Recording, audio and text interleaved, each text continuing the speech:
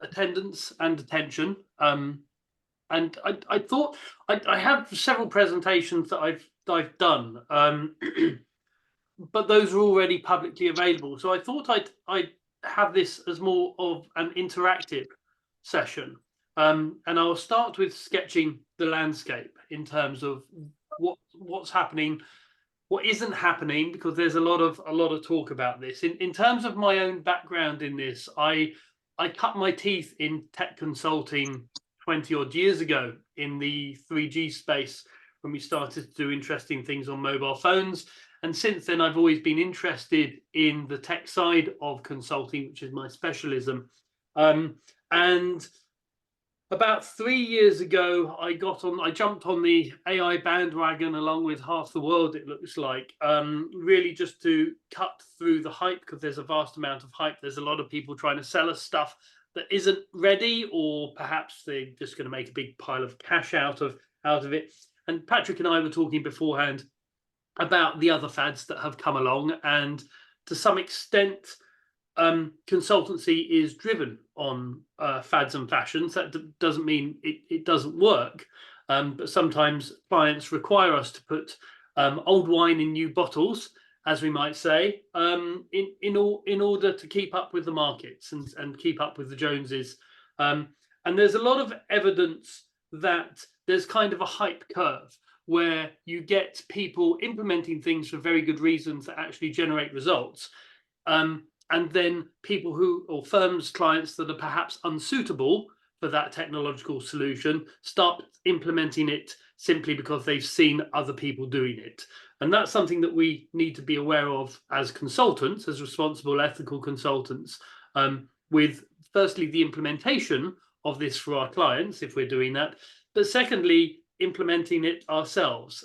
Just because something is AI, and I'm sure I don't need to tell you this, just because something is AI doesn't mean it's good, doesn't mean it's useful, doesn't mean it's going to benefit us as a consultancy. And I think there's a lot of private equity firms that could learn from that, because from everything I can see, private equity are piling cash into this space at the moment. So you're getting a lot of automation or software consultancies rebranding themselves as AI, and with very little to back it up. Perhaps they might have one consultant using GPT-4. So that's kind of a caveat for the whole talk. We are in peak hype when it comes to AI. However, things have changed. AI has been around in various forms since the 1950s. However, that's very much been in terms of the theory rather than the practice. Since the 80s, we've had sort of processing power to do some predictive analytics for people. What's really set things alight recently has been generative AI. And that's the rise of large language models and the ability of those models to generate stuff, text, images, video, numbers, PowerPoints, blogs, increasingly.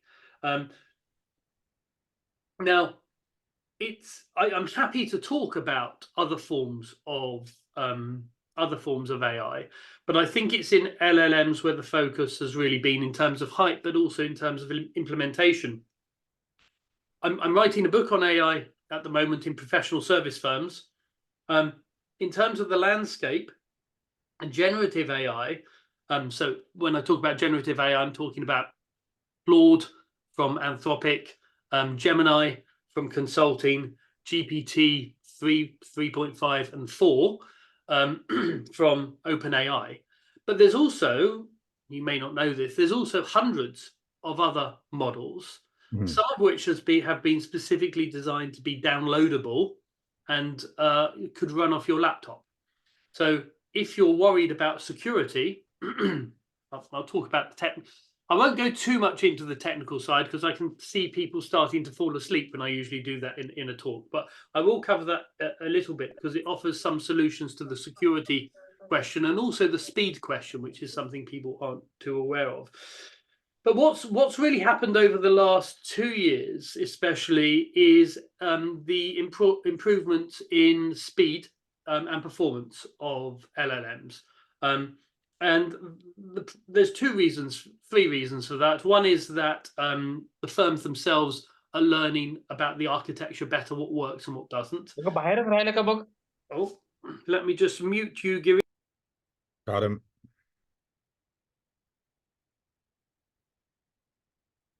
Okay, I think Joe has muted himself there, so forgive me, folks. There we go. I've unmuted myself.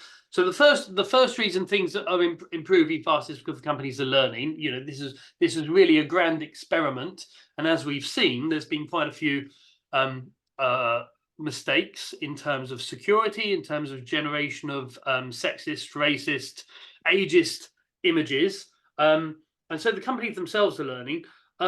The second reason things are getting faster is that there is a feedback loop happening now. So every time you modify or cut and paste or change something in a text or an image, or you reprompt, it's not just giving you a better output, it's also teaching the machine what works and what doesn't. Use the machine loosely.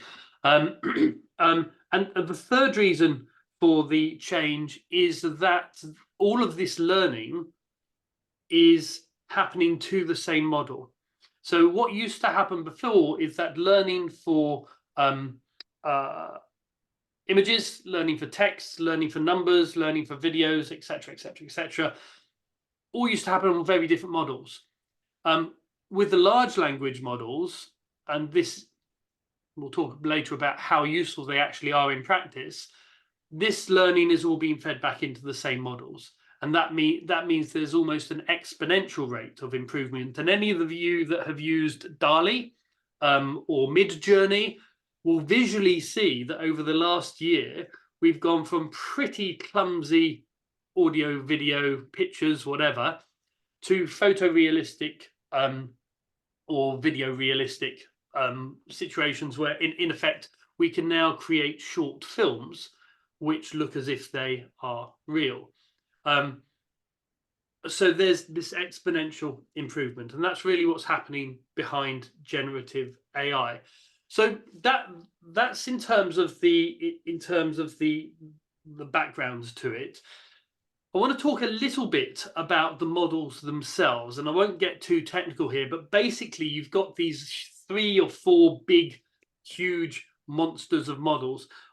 And they're called, you know, this is where people are getting excited about generalized artificial intelligence, i.e. things that can do at the moment, there's models that can do some things better than human beings. You know, AI can diagnose cancer from images better than doctors or specialists can. But what they're looking for with general intelligence is an ability to do lots of different things better than human can, to be creative, to calculate, to plan, to store memories, to recall memories, and all the rest of it. That's interesting and amazing. And there's lots of reasons why that isn't the route to general artificial intelligence, i.e. getting a bigger LLM won't lead to an intelligent, omniscient, omnipresent entity. But there's a lot of evidence that shows that smaller models that have been trained on very specific use cases not only outperform the bigger models, but they're also faster. So for those of you that are thinking about, I don't know, building a chatbot or having an internal knowledge management system based around AI, which can reflect on your documents, or you're thinking about building a digital twin of yourself if you've got a lot of content that you've done, rather than using something like ChatGPT-4 or Bard 3, what you might want to do is to look at building your own LLM off some of the smaller language models. So I've got 2 or 3 AI projects at the moment. All of them, after a lot of experimentation, I've actually decided to, in effect, download a smaller model, train it on my own material in addition to what it's been trained on, and it gives much better responses and much faster responses. So Joe, you're uploading kind of data, obviously, to inform that kind of, I suppose, AI, if you want, which is bespoke to your own cadence, your own voice, your own notes and stuff like that. And we're actually, as you mentioned, getting a lot of questions in from people not today, but generally in terms of, I suppose, from a management consultancy point of view, that I suppose leveling of the playing field using AI from a management consultancy point of view, and that maybe strikes to the heart of it, that from a smaller kind of practice that they could actually tabulate or calibrate the AI to the specific kind of area of endeavor that they're operating within, be it whatever, how long is a piece of string, but whatever that endeavor is. So perhaps that's a fertile area, maybe just to configure or explore for a moment. Yeah, sure. Okay. Let me just. I see someone's asking which small model did you download? Yeah, I'm just trying. I was just looking it up because I forget. I've got 3 different models that I'm Well, using. we can put a note in afterwards, Joe, and kind of send Yeah. it out. Yeah. Okay. So, and this is a good lesson for smaller consultancies. You know, I'm a big fan of creating intellectual property as you go along as a small consultancy or even a larger consultancy, but they tend to be quite on it in terms of that. What we're very bad at doing is capturing our audio. So a lot of us will have meetings internally, perhaps with clients, where we can let them know that they're being recorded and that the call might be used, or with partners. It's very rarely recorded, and very rarely is that recording used. So I'm quite lucky. As a professor, I've written probably 1 million words in terms of about the consulting industry. On top of that, I've probably recorded, I don't know, 24 hours worth of video about the consulting industry. And then on top of that, I've got blogs and all the rest of it. It's relatively easy to get this stuff transcribed using AI, using something like Whisper. And then all of this data can be fed into, in effect, something that I've created, which is my digital twin. So I've got a whole load of clients that I use as a mastermind sort of group of boutique leaders. I don't have time to answer all of their questions. So if they've got fairly straightforward questions about CRM or thought leadership or whatever, they can ask my digital twin. And very often it will give them a better answer than I would give because it's got perfect memory. So if you asked me about the 10 principles of thought leadership, good thought leadership, I might be able to give you 6 off the top of my head. But the AI can give you 10, and it will give you an answer that's better formatted and better written than I have time to do. Good use of time for sure. And I suppose to that end, one of the areas that we frequently get asked questions on, funnily, is tenders and the calibration of doing tenders, which are kind of obviously a big piece of work. So it strikes me as being there's an opportunity in that particular area if you learn the cadence of the organization and so on from a tender process point of view. Yeah. Yeah, and there's specific software now that, obviously you can do this yourself. It depends how much time you have. It depends how technically proficient you are. It depends whether or not you want to hire a team on Upwork to build something for you. Most of the things I'm talking about here aren't particularly expensive. A typical project would be around between 2 and 10,000. But there's off-the-shelf software. So again, I think there's one called OpenGen AI, and they've built, in effect, it's a wrapper for GPT-4, but it learns off your internal documents, your style. You feed it with previous proposals and bids that you've written, and then you feed it the request for information or the request for proposal that you've been sent, and it will automatically generate answers. It's actually pretty good. I was quite skeptical. I did a run through with them off a few things and off some of my work, and it worked pretty well.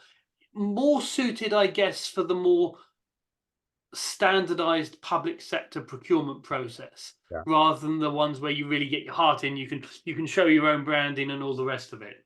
Yeah. And I think that's been our experience as well. I suppose the concern that you might have, or people kind of enunciate, is that whole intellectual kind of rights. And I suppose it's that point of maybe just having a siloed AI that you can actually have a ring fence of security around it, so that, the input that you're putting in is your own, isn't going into the broader universe out there. And that's something that frequently we get asked questions on. Yeah. I mean, there are companies that offer you it's called a RAG process. So in effect, your own documentation is stored away from the LLM itself, and it runs a query on your own documents and a query on the LLM. And in effect, those two are combined. How they're combined depends on the software solution. A much more secure way of doing it is to have your own running on a laptop. I've literally got mine running on a laptop beside me. I think it crashed earlier. So you do have some issues, but in effect, that laptop's not connected to the internet when I don't want it to be, and it runs by itself, so there's no security risk at all. That's actually an interesting off-the-shelf solution that sounds quite logical. But it is a concern, I suppose, where people are, particularly on ChatGPT 4, for example, where they're even building their own models within that, which you can do now. You can, and you can say not to share it, but there is a concern that it is going into the collective, for want of a better word. Yes, yeah. So the GPT models that run off GPT-4 and lower for OpenAI are based around a RAG model. So they give you the option, I believe they certainly did when I last looked at it, of not sharing your material, not sharing the queries that are run off it with the big engine. However, and don't get me wrong, the RAG model should protect you against that. If you are very concerned about security, I would still be a bit skeptical, because pretty much everything that the big firms have told us about their LLM model security has been able to be broken until, well, and the latest one I read about was this morning. So if security is of prime importance, if in effect you're dealing with secrets and you want a 0% chance, you're much better downloading this and paying a firm to train it for you. Yeah, I think it's a factor. I mean, we live in a digital reality now where inevitably cyber is one of the number one, if not certainly the top three issues that all kind of entities face. It's it's not a question of if, but rather when you're going to get hacked.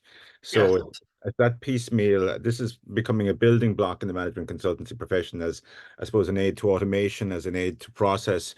And one of the questions we often get asked, Joe, is, will AI take over the role of management consultants? Now, I will preface it by saying our own view would be that actually it'll probably drive management consultancy to more niche kind of areas in terms of real added value for the specialists and uber niche kind of areas. Because the process point of view, clearly, looking at the march of digitalization and transformation in that area is going down that path, but it's opening up huge opportunities for uber niche areas of Yep. specialization. What's your own view on that? Yeah, so I think you're right. So it's quite interesting. So the book I'm writing is on looking at professional services generally, which kind of includes, everything from, professors to lawyers to accountants to marketing people and all the rest of it, and consultants. Now, the analysis I've done on the data I've got so far shows that consultancy is behind the rest of the firms. And that's for a very good reason when you think about it. So the subject matter of management consulting is really bloody complicated. So unlike a human body, or the law, organizations are highly diverse, they're highly emergent, they have properties at different levels, they're in very, very different formats all around the world, and what works in one firm might not work in another firm if it's smaller in a different sector in a different country at a different time. You can't say that of human bodies. Generally speaking, if you chop a leg off a human body, the same types of things are going to happen. Roughly speaking, if you give human bodies interventions, roughly the same type of outputs are going to happen. Certainly with the law, you've got a fixed body of knowledge, and it changes very slowly. And when it changes according to very specific mechanisms. That isn't true in consultancies, or sorry, that isn't true in organizations. So my own view is that whilst we are going to see, and this is in the short term, whilst we are seeing significant impacts to the very business model of law, accounting, medicine, academia, it's going to be a bit slower than organizations and management consultancy. And that's not to say that it's not going to have an impact, but that expertise that we have is, I'm not saying it's more difficult, but it's of a different nature to that in accounting, law, medicine, academia. So that's the first thing. The second thing is that what we've seen over the last, and we've talked about this, Patrick, what we've seen over the last 10, 15 years is kind of a pulling apart of low value standardized consultancy that a client could probably do for themselves if they could be bothered, and the high value unknown unknowns or known unknowns, where you're genuinely helping clients with a problem that they've got no idea how to solve and wouldn't know where to start, and perhaps even don't know what the problem is in the first place. And you've got this pulling apart in the consulting industry of the low value stuff getting increasingly commodified and standardized and outsourced, and the high value stuff going up in price. And AI is only going to exacerbate that difference. So I think what we're going to get is increasing codification, commodification, automation of fairly standard stuff, getting market intelligence, writing reports on what benchmarking or whatever, versus the more innovative, creative, higher value, higher trust consulting that we like doing, I guess. Yeah. Yeah, I mean, I think the other thing we would say is that there is a rush, kind of a Klondike feel to it at the moment. To your preface, that there's an awful lot of energy being thrown at it. There's a lot of money being thrown at it at the moment, and it's a bit like, I suppose, if you go back to Microsoft in the early days, there was a number of potential Microsofts out there. It just so happened that was the one that mightn't necessarily have been ultimately the best, but that was the one that survived at that particular moment in time. And there is that sense of it. And when I look at it at the moment in terms of AI, there is that sense of a kind of gold rush going on, for want of a better word. Yes, yeah, it's wild. It's a bit Wild Westy out there, and yeah. So don't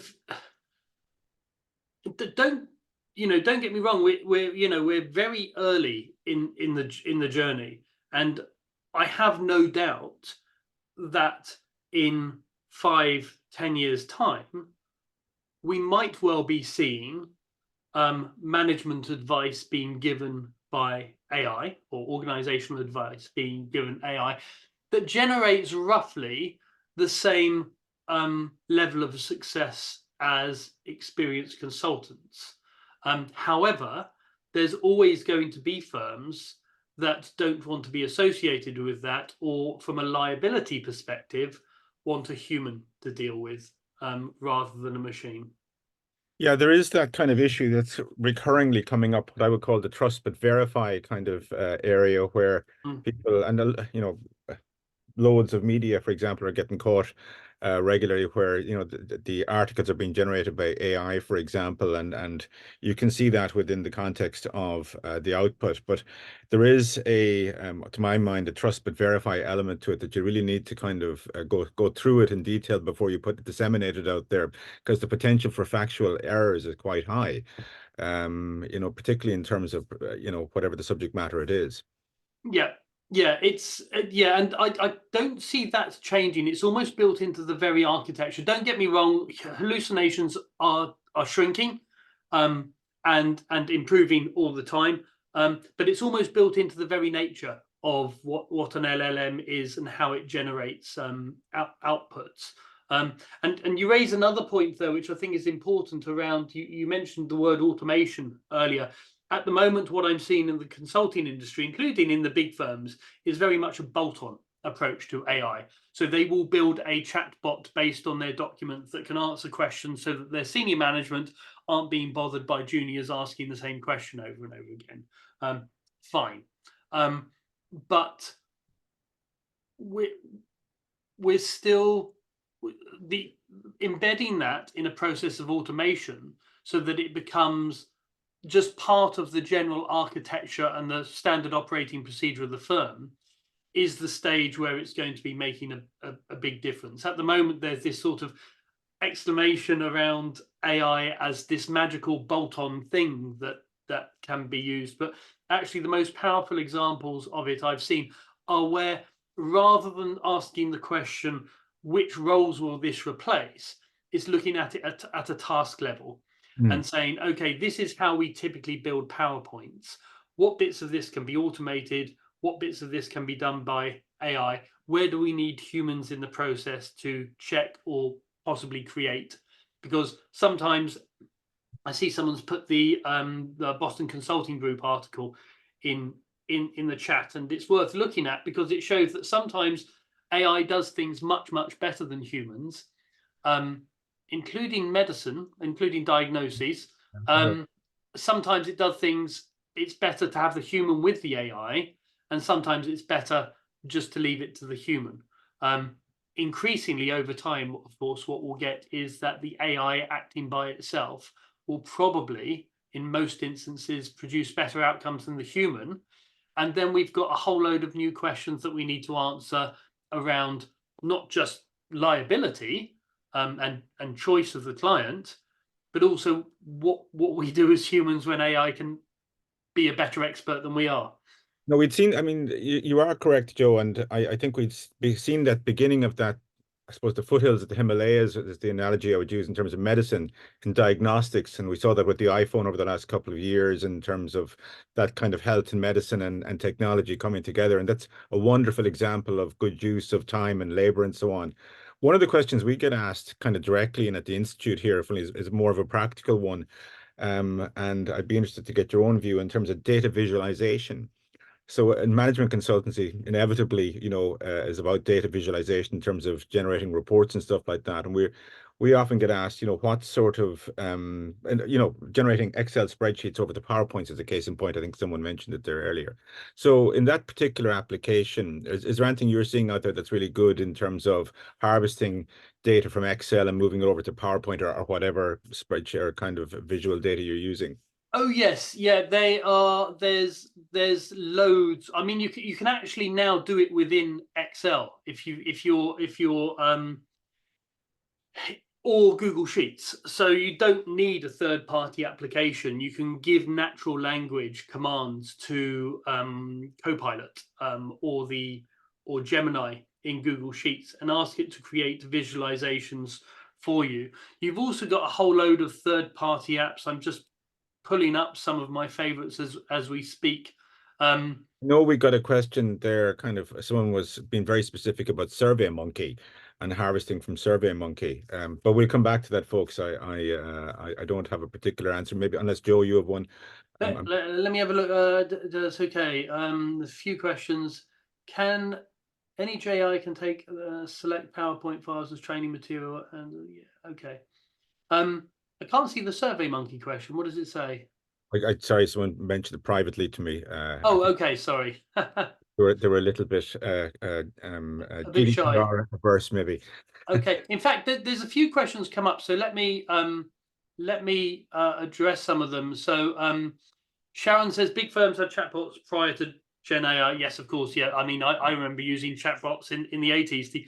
I guess the major difference is that they were pretty awful. I've used some of the big four chatbots in the past, and you're completely right. They did have them, but not particularly good.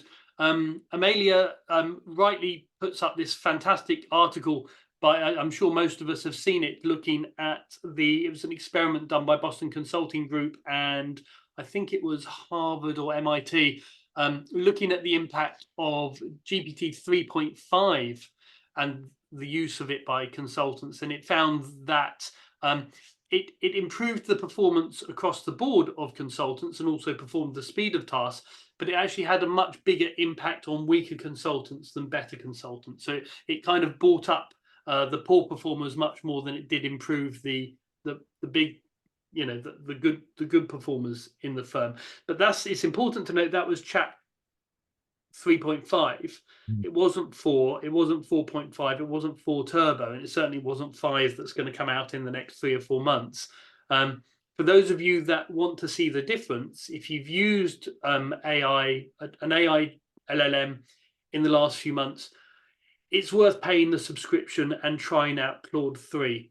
Claude 3 now on most measures outperforms ChatGPT 4 or 4.5 or 4 turbo, especially for written content. So I've always very much shied away from using any AI in my content at all. My experiments with Claude 3 in the last week or so really have me worried and excited, because it generates, given some of my material to look at, it generates high quality blogs, and I'm sure within 6 months it could write a better book than I'm writing, certainly quicker.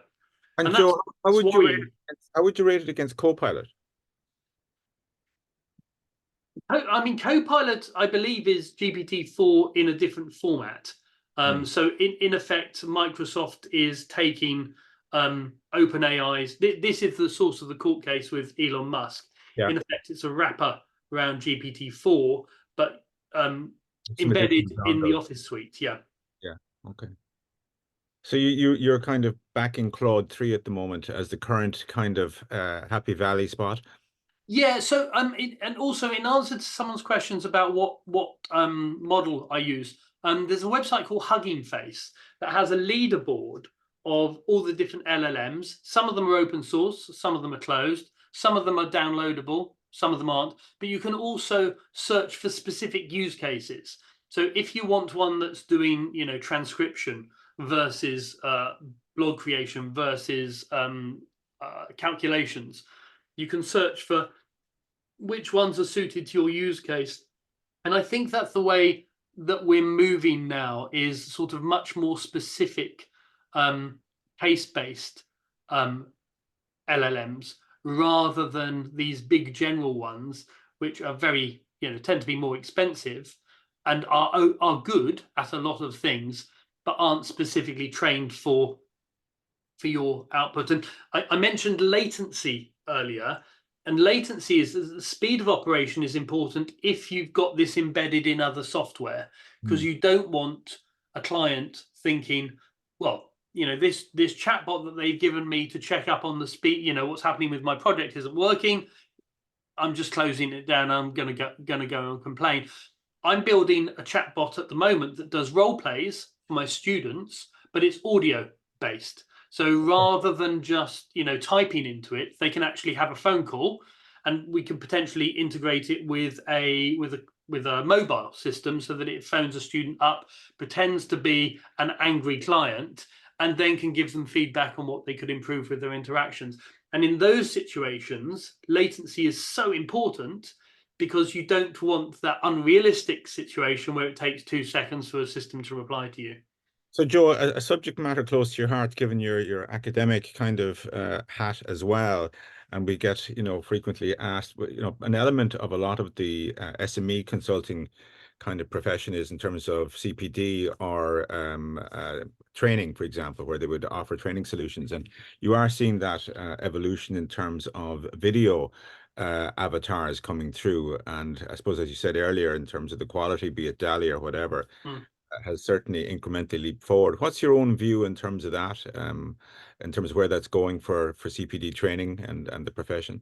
So yeah, so I mean, if I guess this applies to training generally, and so you're talking about the role of AI in training consultancy, in effect. Yeah, okay.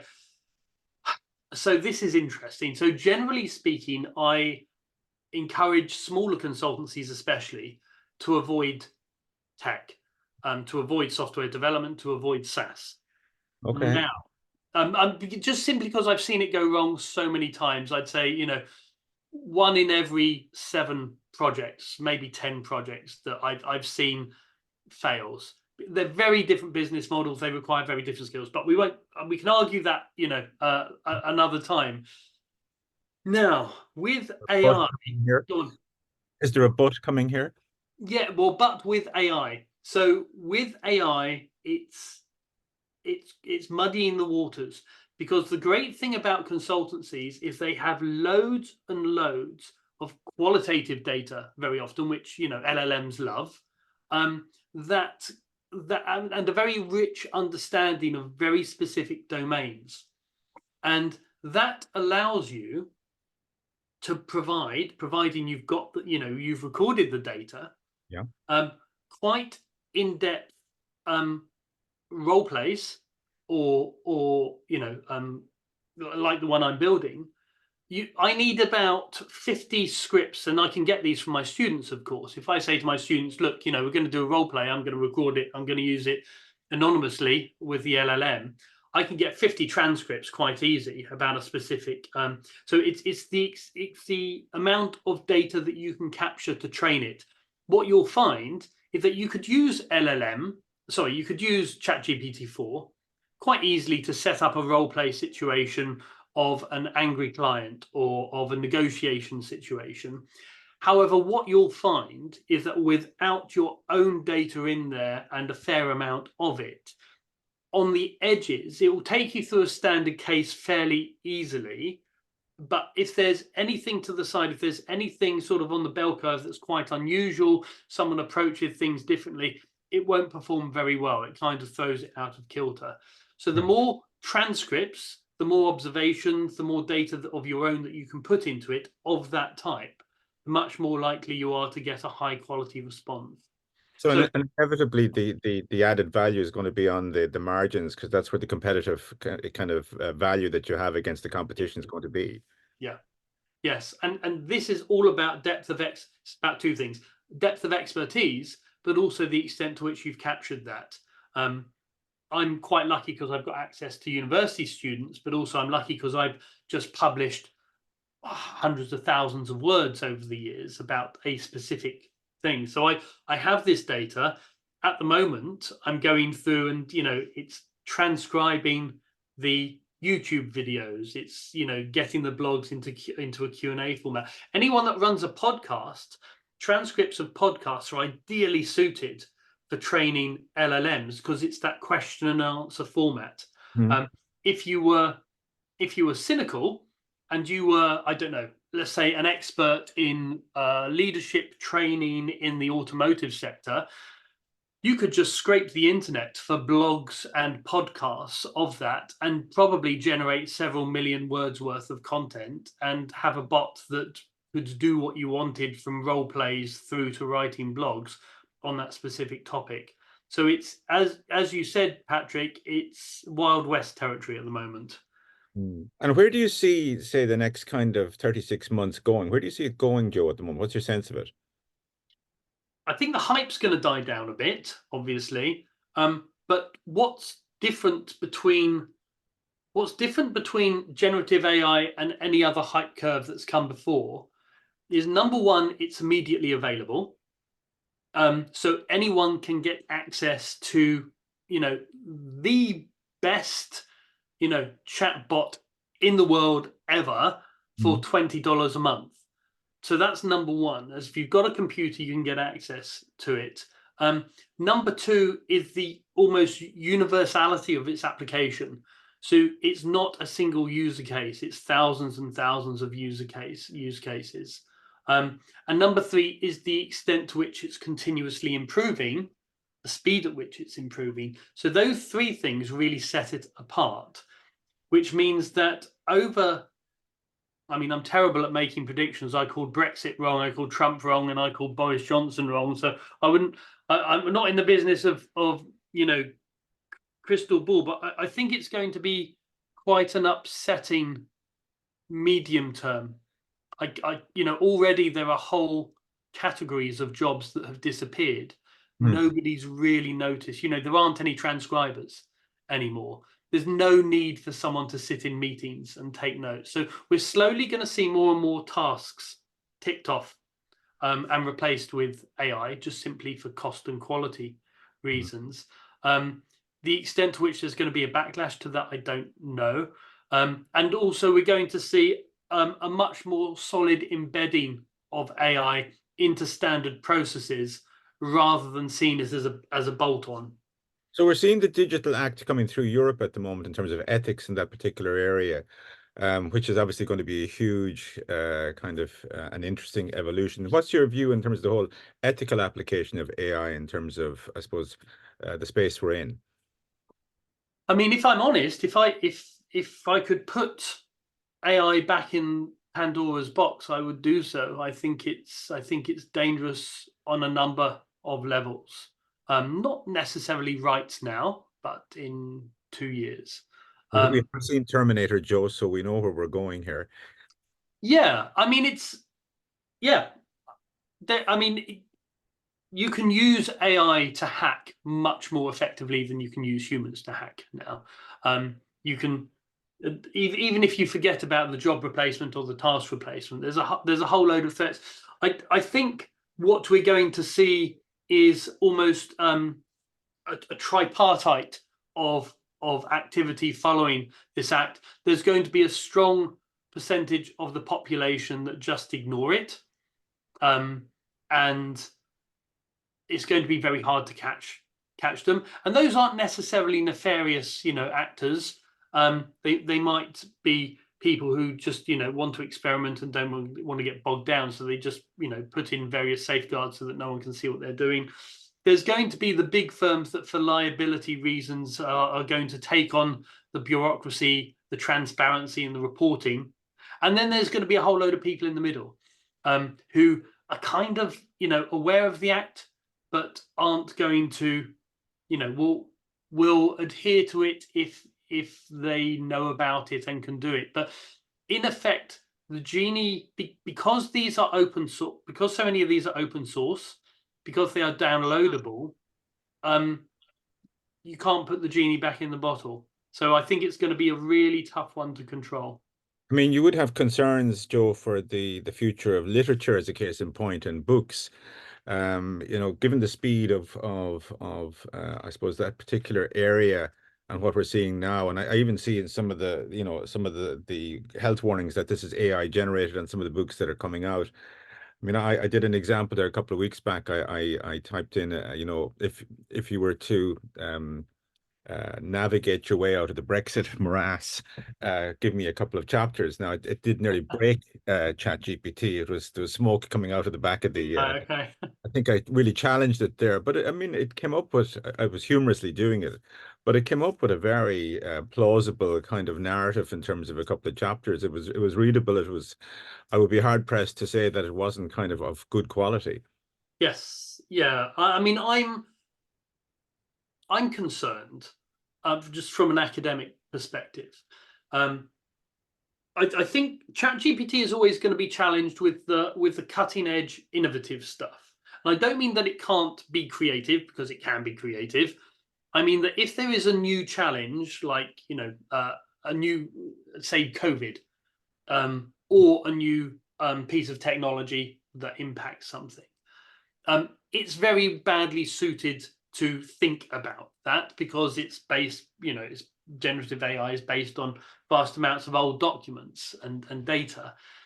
However, for everything else, I worry as an academic, because it can generate as good of insights as academics, in most cases, faster. And if in some areas that it can't, it will do so. The difference is where there's going to be sort of experimentation. So the pure research bit, Yeah. in terms of me going out and actually speaking to people, as I'm doing with this AI book, what are you doing? How are you doing it? Does it really work? Can you give me some evidence for that? AI is probably not going to be able to do that. But we may be in a situation where government funding priorities for research are partly determined by AI, in which case I become the hands, eyes, and mouth of an AI system that's telling me what to research. And we do see people actually putting their hand up and saying that, for example, that they use it as an aid, as a prompt, if they're having writer's block or whatever, that they use it, which I have to say is quite good. I see Jan there has asked the question: how would finance directors and C-suite roles be impacted with AI? Well, just from my own kind of observation there, I would say that it will be an assistance in the first instance, because it's about data and data harvesting and data visualization. So it may be something that kind of can help there. But I think at board level, there is a lot of concern around AI at the moment in terms of the integrity of the information coming through on that trust or verify piece that we said earlier. So I suspect it'll be a topic that people need to be abreast of. They need to kind of keep up to date on it, but I don't think it's going to change the actual steel in the eyes process that you need to have around a board table where people make hard decisions. Certainly for some of the softer stuff, yeah, it's fine in terms of data crunching and so on. But ultimately, at that level, at that C-suite, there is an emotive element of it as well, that there is that kind of difficult decisions that have to be made. I suspect at the moment we're a long way from AI replacing boards. But having said that, I say that's not inevitable in the future, that the logic that it generates wouldn't be sufficiently helpful to making decisions. Yeah, there's I mean, a lot of the, so I obviously, with consultancies that I advise, typically very often they'll go and go and sell. What I'm seeing over the last year is a lot more private equity firms Yeah. using AI for due diligence. Now, there, I get annoyed with private equity full stop, because they generally don't develop a really deep understanding of the firms that they invest in. And I think AI is possibly only going to make that worse. I'd like to think it would make it better, but I think it's a cost-cutting exercise for private equity at the moment. And there's lots of examples like that. Scanning balance sheets, scanning profit and loss accounts, and all the rest of it, um, and also getting third-party data about market trends, and really assessing the validity of what the board of any specific firm, their decisions that they're making. Hmm. And at board level, one of the key themes that we see at the moment is diversity. Someone was mentioning it there earlier on the chats, but that diversity is an emotional and an intellectual, big word there, like marmalade, struggling with that. An intellectual kind of, I suppose, added value as well. And by the nature of AI at the moment, it's getting there, but it's not there yet. That human diversity actually is where the richness of boards really kind of find their expression. It's having those kind of really diverse and kind of out of the box thinking, that that old pale, male and stale epoch that has come to an end now at boards.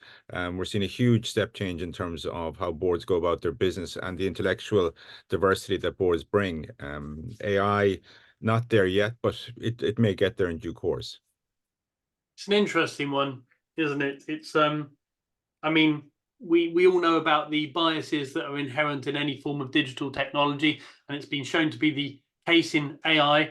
And even when guardrails are put on, actually it tends to, the guardrails are a fairly clumsy approach to governance of AI, and it tends to completely reverse the discrimination. So you find, that white older men get discriminated against with some of the generations that come out.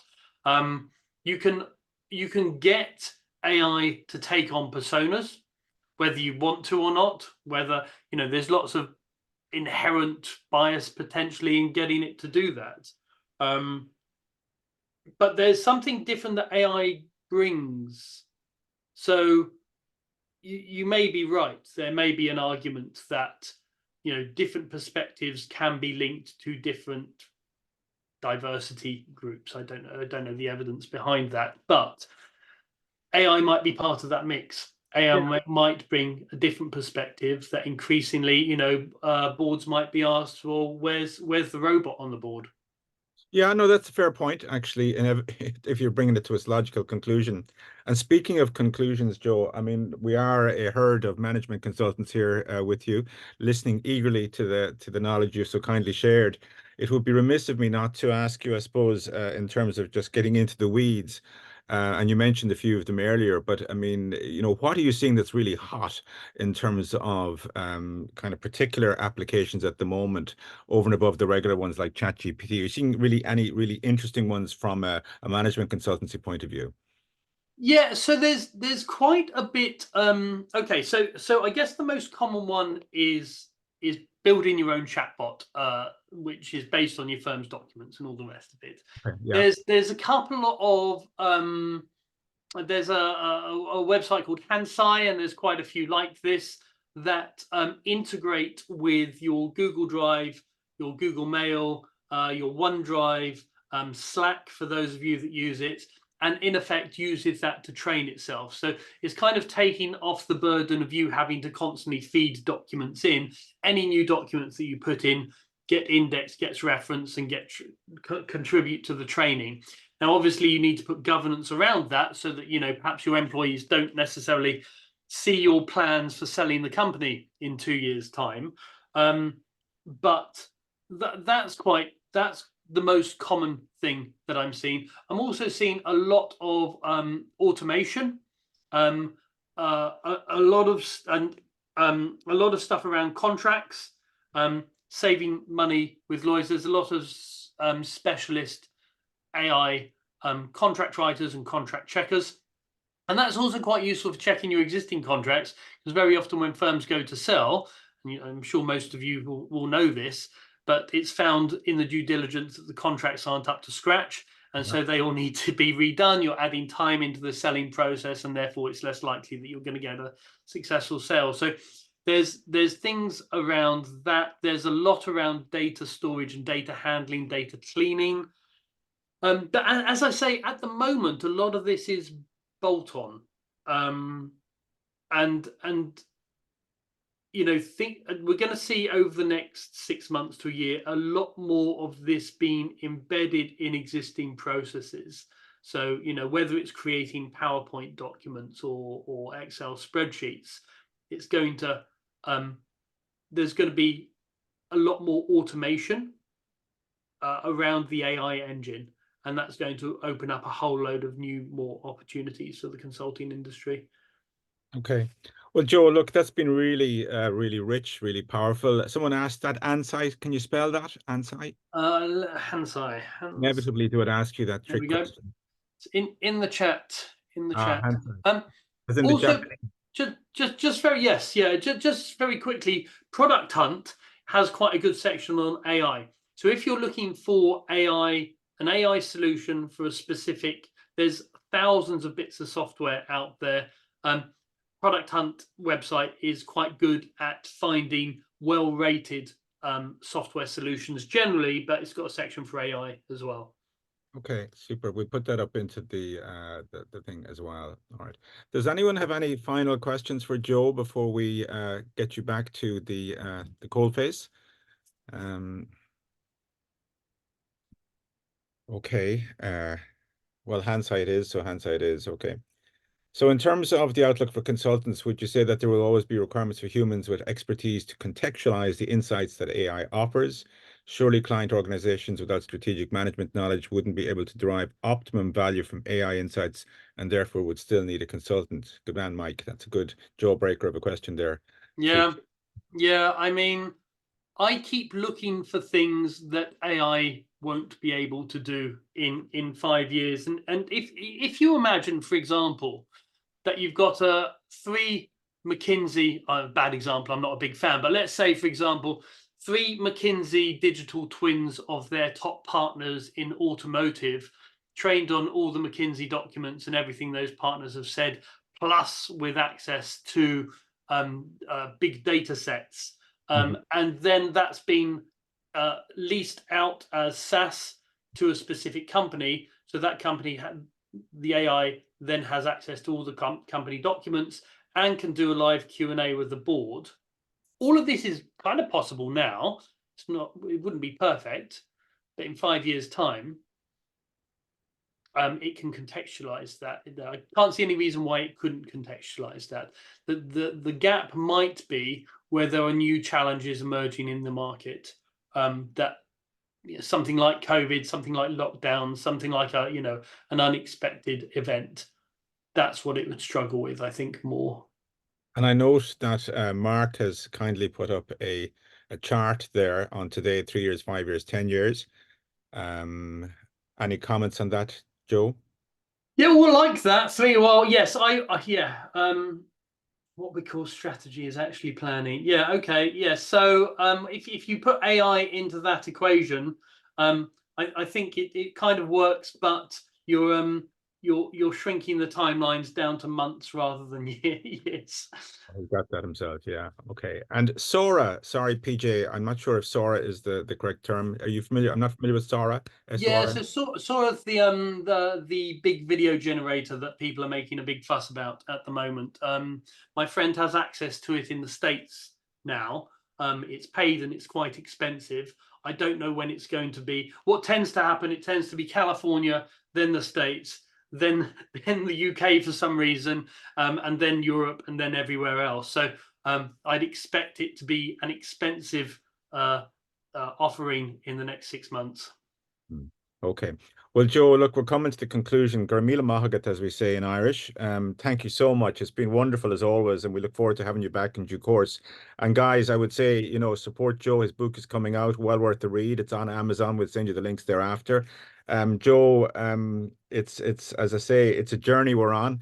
And as I said at the outset, you could almost call it a digital Camino that we're progressing on. We're in Oh, the I foot. like that. Very good, Patrick. That's it. The foothills of the Himalayas, and we don't know if the Yetis are going to bite us on the way. So, look, great session. Thanks a lot. Thank And you. we have the recording.